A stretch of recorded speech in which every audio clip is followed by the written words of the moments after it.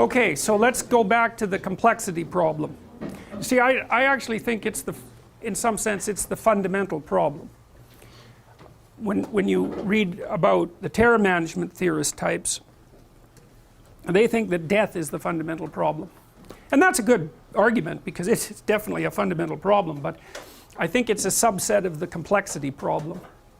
And the reason I think that is because sometimes people's lives become so complex that they'd rather be dead. So, and the reason they seek death through suicide is to make the complexity go away, because complexity causes suffering if it's uncontrolled. You know, things just get beyond your control. And that can happen, you know, if you're hit by 3 or 4 catastrophes at the same time.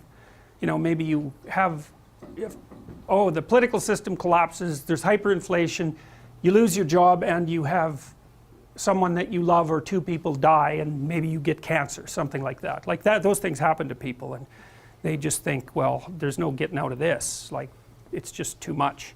And you know, one of the things that's very interesting about being a psychologist is that what you learn if you're going to be a psychologist is that people come to you with mental illnesses, and that's almost never true.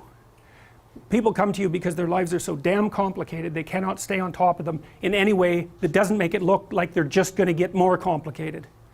And so then that causes symptoms. You know, it's like, there's this old idea, it's sort of a metaphor for genetic susceptibility. Take a balloon and blow it up until it's beyond its tolerance, it's going to blow out at the weakest point. Well, that's sort of what a genetic susceptibility is. If I just keep adding complexity on top of you, at some point you'll blow out at your weakest point.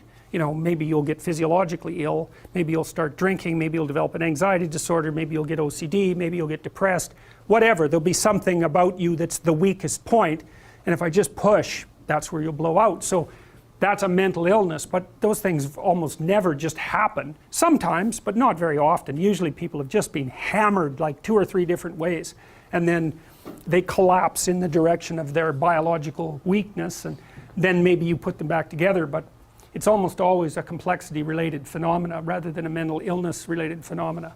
Not always, but almost always.